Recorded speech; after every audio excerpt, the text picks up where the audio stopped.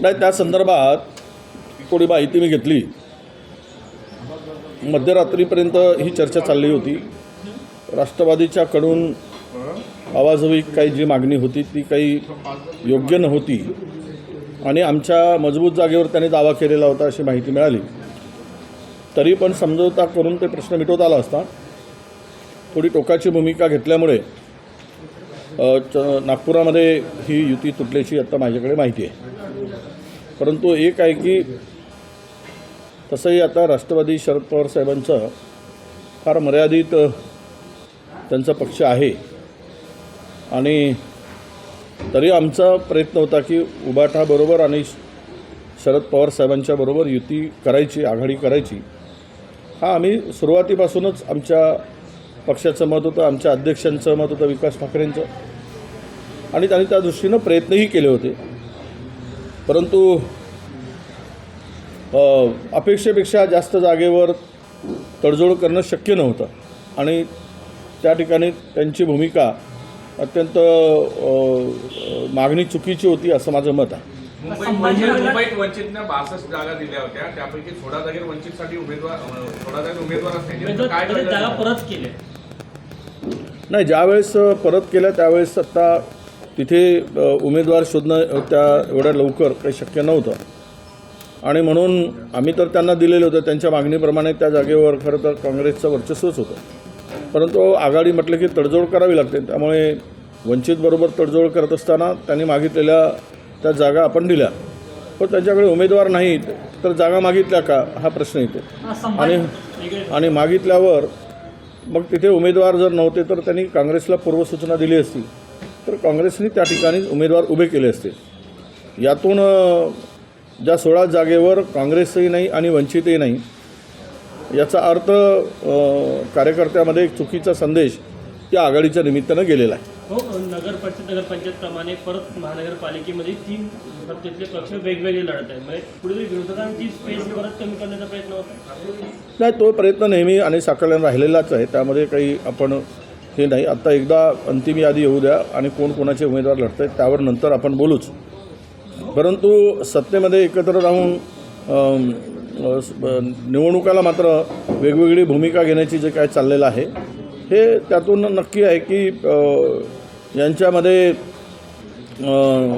सत्ताधाऱ्यामध्ये समन्वय नाही आणि सत्ताधाऱ्यामध्ये एकमत नाही आणि सत्तेसाठी ते वाटेल त्या स्तराला जाऊ शकतात असा त्याचा अर्थ होतो. भाऊ, काँग्रेस भाजपवर आरोप करतो की चंद्रपूर महानगरपालिकेत काँग्रेसच्या ज्या तिकीट वाटप झालं त्याच्यातही घोळ झालं, तुमच्या समर्थकांच्या तिकीट कापल्याचा आरोप आहे. नाही, हे आता काही अंशी हे खरं आहे की पण त्याची जबाबदारी तिथल्या खासदारांनी घेतलेली आहे. आम्ही सर्व उमेदवार निवडून आणतो आणि आमच्या मनाप्रमाणे ते झालं पाहिजे तशी त्यांची भूमिका होती.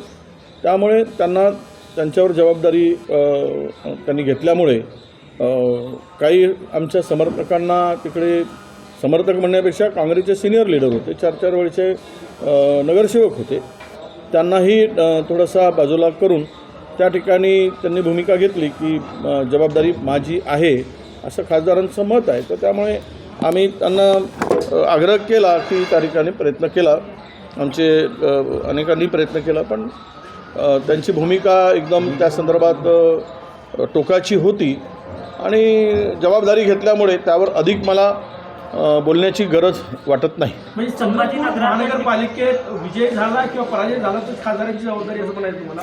नाही, आता असं आहे की कुणी ना कुणीतरी जबाबदारी घ्यावंच लागते. अंगावर घेऊन निवडणुका लढाव्या लागतात. मला महाराष्ट्र बघायचं आहे. शेवट महानगरपालिकेमध्ये महाराष्ट्रभर दौरा करायचा आहे. तर त्यामुळे तेथील जबाबदारी उमेदवार निवडीपासून त्यांना हवे ते उमेदवार पाहिजे होते जिंकण्यासाठी. त्यांचा निकष वेगळा होता.